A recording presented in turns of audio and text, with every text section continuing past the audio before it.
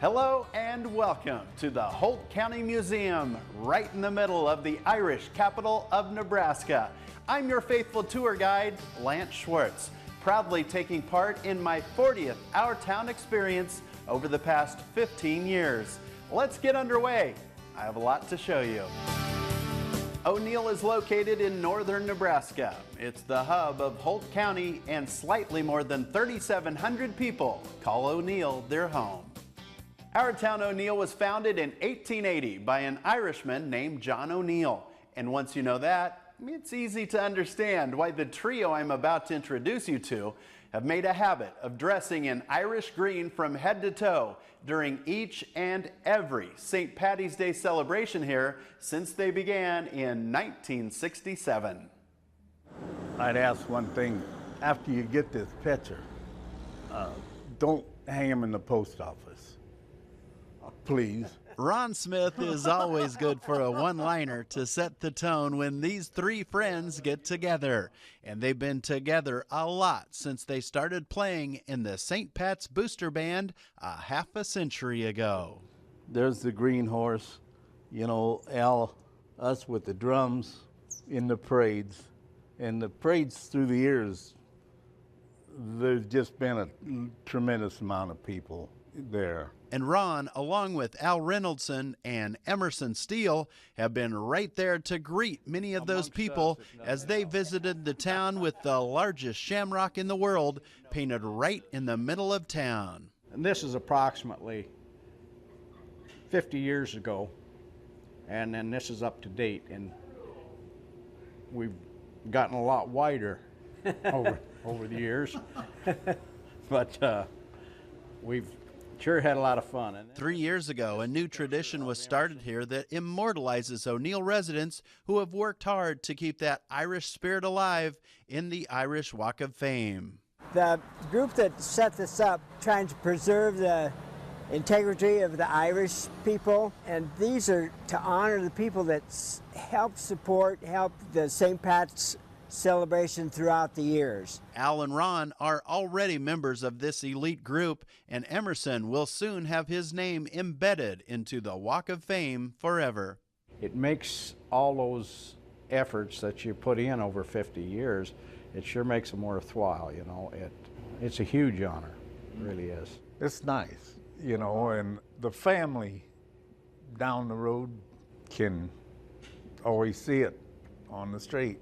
To us, it's like the Hollywood Walk of Fame with a star, where we just have our Irish Walk of Fame with the shamrock. Ron, Al, and Emerson invite you to come up and kiss the Blarney Stone for St. Patrick's Day 2018. I tell them if they come, they'll never forget it. Come on up. Everybody has a lot of fun. Book your rooms early because there'll be a crowd. This is the place to be. The 51st annual O'Neill St. Paddy's Day Parade gets underway on Saturday, March 17th. And while you're here, you just might meet the man I refer to as the Paul Harvey of Holt County.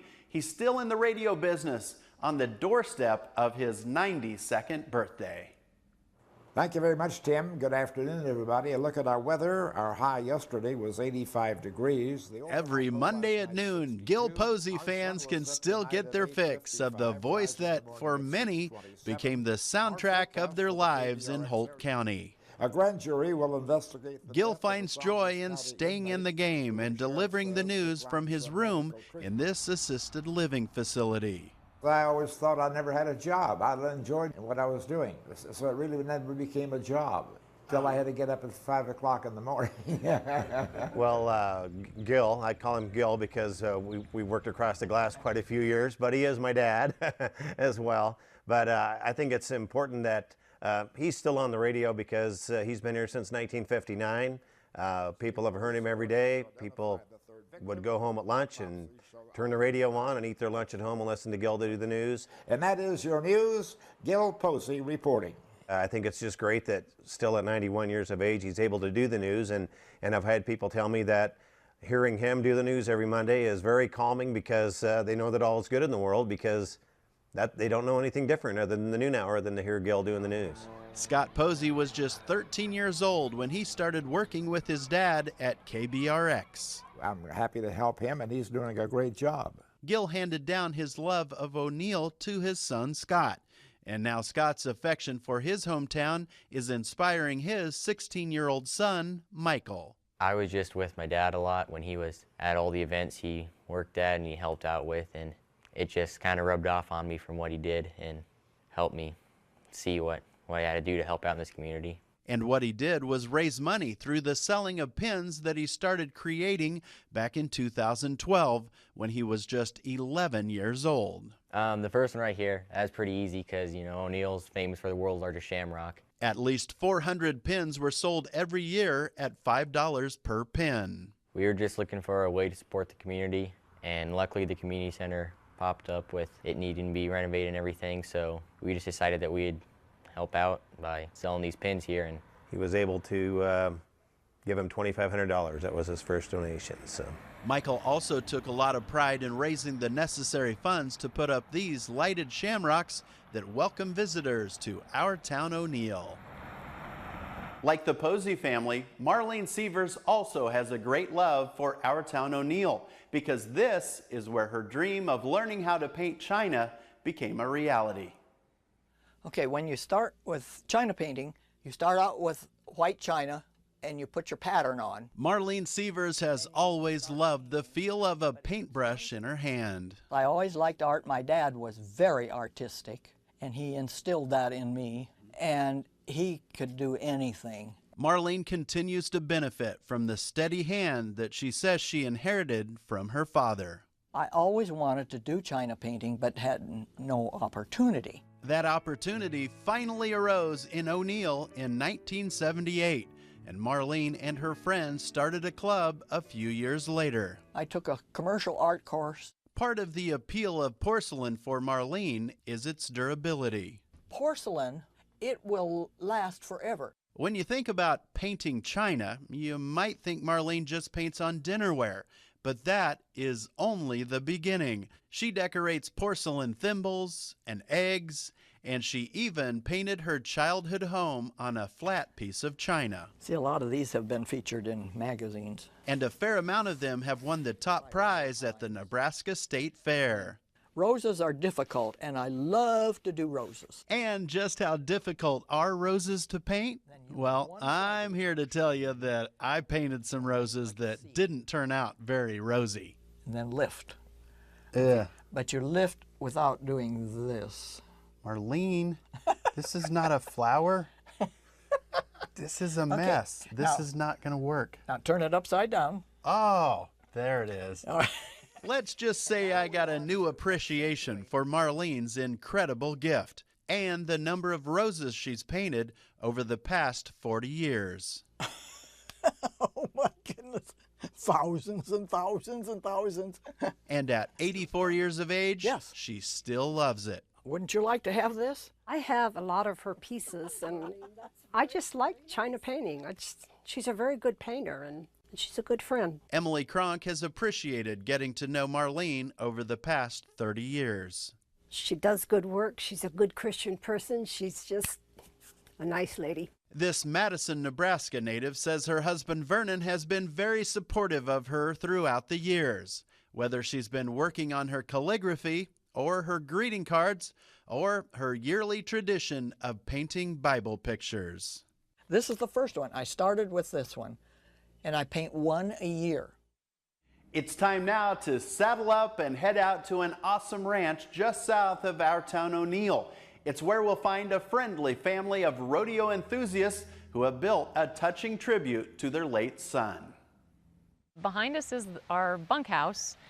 We put it up a couple of years ago. Jim and Susan Wakefield had talked about putting up a bunkhouse for quite a while. But we lost our son in an accident a couple of years ago and just really wanted to do something in his memory that would help all the kids that we love to have come over and practice. And so we thought, what better place than a gathering place, whether it's meals or just getting together, people can stay there. In Bradys Bunkhouse, there are beds, a shower, a kitchen, and many precious memories of Brady Wakefield. Brady was afforded the opportunity to go rodeo, and the things he talked about, places he could stop and they could lay their horses up. We've got a washer and dryer in there, they can do laundry, and we've got people from North Carolina to Montana, Oklahoma, Texas, New Mexico, and that's been in the last 2 weeks. In this bunkhouse, Brady's memory is alive and well. It's become just a real special place for us. We absolutely love hanging out there, and just been an awesome memory for our son. And I'm very proud of each and every one of these young people. We have a lot of them around here.